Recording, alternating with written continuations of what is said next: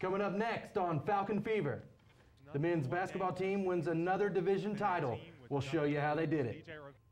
And Coach Cindy Hilbrick heads to postseason play in her first year at UM. See who they'll play in the PBC tournament. And the baseball team is on a tear.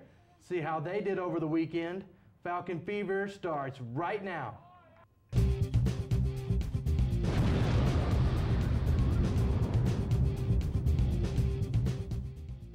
Don't worry, folks. Don't panic. Don't adjust your monitor or your screen or anything like that. You didn't click on an old episode of Falcon Fever. This isn't 2010 or from last year. The Falcon Fever has gone old school. I am Daniel Vest. And I'm Coleman Sears. RJ and Casey are off this week. Today we'll bring you everything related to Montevallo sports. Absolutely, and we'll start off with basketball, as the men's team has been trying to hold on to the top spot in the Western Division of the Peach Belt Conference, but after a stumble at home against rival Georgia College, the guys needed to turn around and win against Clayton State. Well, they got a lot more than they wanted from the Lakers as this one went to overtime. The game was a draw not only to take it to OT, but each team had 38 points at the half. At one point, UM was down by 7 in the second half, but DJ Rivera and Drico Hightower almost single-handedly helped put life back into the Falcons and prevailed them over CSU 77-74.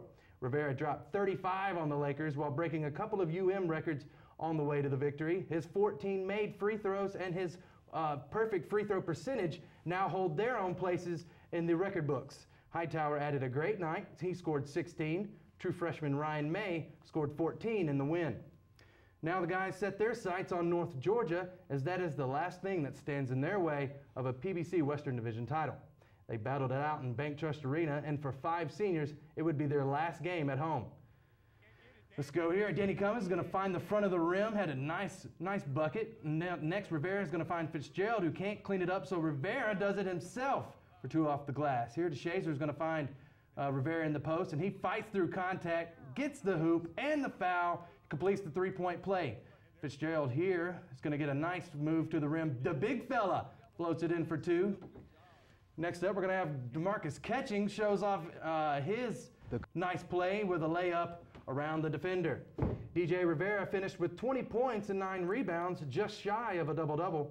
Fellow senior Antoine Davis, on the other hand, did achieve the mark. He added 14 points and 10 assists in the 81-67 victory. According to seniors Davis and Chauncey Thompson, the team is hungry. The competitiveness and just the will to win with these guys. They last year out, they just want to win, man, and they hungry for it, and I can see it in them. And that's what I just love about our group of seniors. We already, in our mindset, we just know we're going to Elite 8 or further. So on our behalf, we looking at the ring. We trying to bring it back to the Falcons.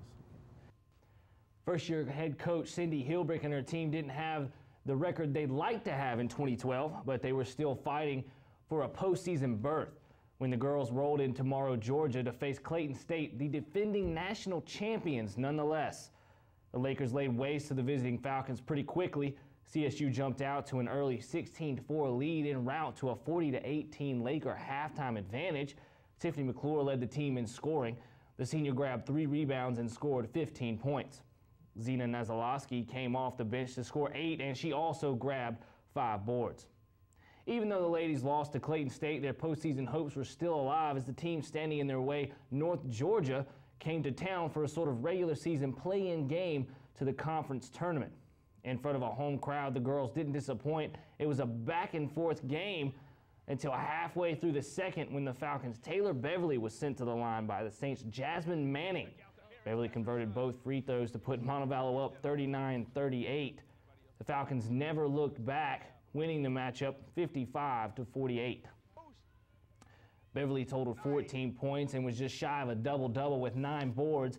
Tiffany McClure led the Falcons in scoring with 16 points and 5 assists, and Davia Harris added 12 points and 7 rebounds. Now to the baseball diamond. The team hoped to keep riding their win streak that started in Game 3 of the USC-Aiken series into the match versus West Georgia. And that's exactly what the baseball team did, as UM took 10 innings to beat the Wolves 10-8. Vincent Andrews continues to tear through the competition. He smashed a 2-run walk-off home run in the bottom of the 10th to give the Falcons the victory. He also went 3 for 6 at the plate, scoring 2 runs.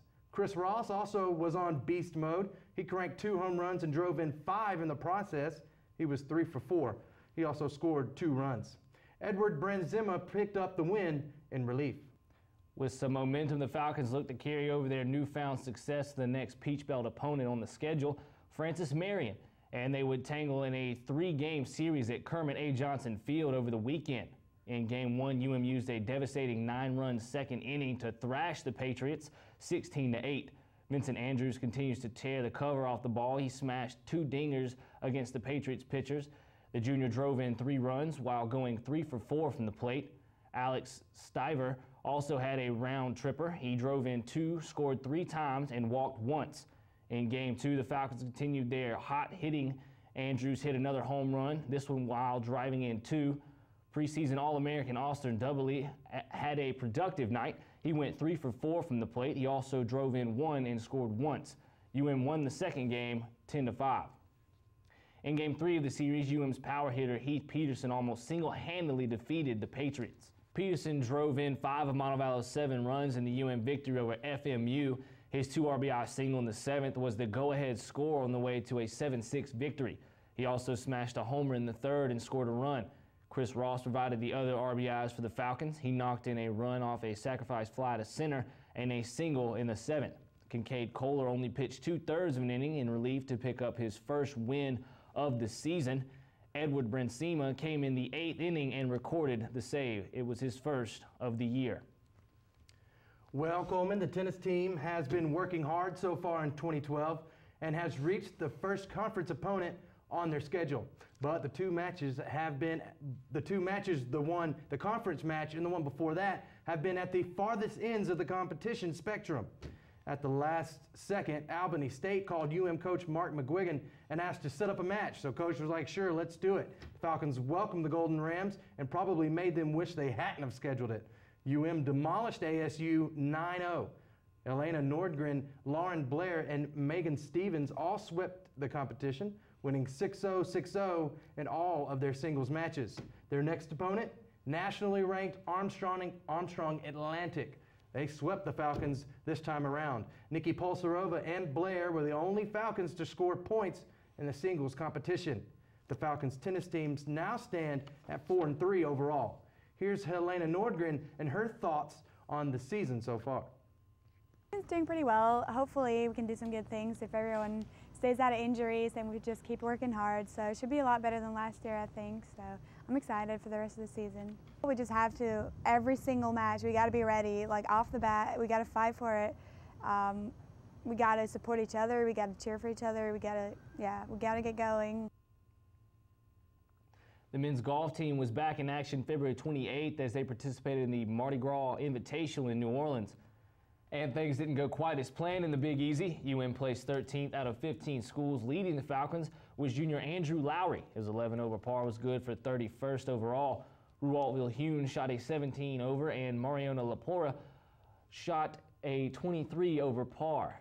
The ladies' golf team was also in action over the week, this time in the Columbus State Invitational. Once again, the Falcons had another rather solid performance. Megan Klein took the top position this week for UM. She shot a +15 through 2 rounds. She also finished tied for 8th and 9 strokes off the lead. Freshman standout Ashley Beck was just 1 stroke behind her counterpart, finishing 19 over.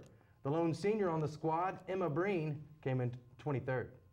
Now let's take a look at the upcoming games and matches for the Montevallo Sports as we get to the heart of most of UM's schedules.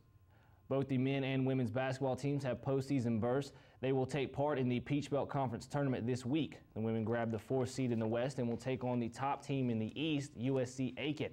That game will tip March 1st at 5 p.m. If they win, they'll take on the UNC Pembroke Columbus State winner. The guys got the top seed in the West and will travel to Columbus State to take on the 4th seed out of the East, UNC Pembroke. If the guys win, they'll play the winner of Augusta State and Georgia College in the semis. The baseball team looks to add on to their winning streak. They'll look to extend that over the next week. February 29th, they host West Alabama at 2:30. The weekend of March 3rd, the Falcons take on conference foe UNC Pembroke for a 3-game homestand. The two teams have a doubleheader scheduled for the 3rd. First pitch for those games are set for 12 and 3 in the afternoon. Game 3 of the series is March 4th with an 11 a.m. start. Kind of an early one there. The Falcons stay home for their next series, a 2-game homestand against Southern Indiana University.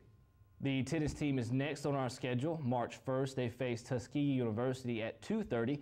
The next day, they look to bounce back from their last conference defeat as they face Augusta State at 1. March 4th, they travel one state over to face Georgia College. UM then heads back to campus to face Stillman at 2. And the women's golf team heads back to the links next week. March 6th, the ladies head to Winter Springs, Florida to take part in the Rollins 37th Annual Peggy Kirk Bell Invitational. Say that 5 times fast.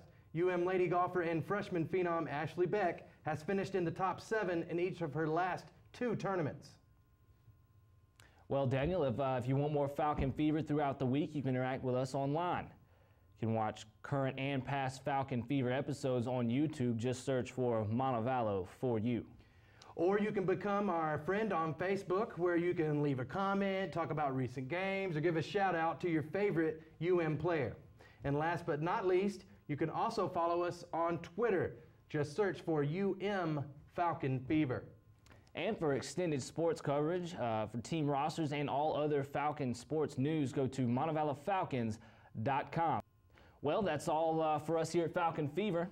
Yeah, RJ, Casey should be back next week unless we get called up again from the minors. You never know. You never know. And of course, they'll bring you all the highlights and interviews from the past week, and they'll keep you super informed. So, for my co-anchor, Coleman Sears, a blast from the past, I'm Daniel Vest. It's been fun, but we gotta go. So long.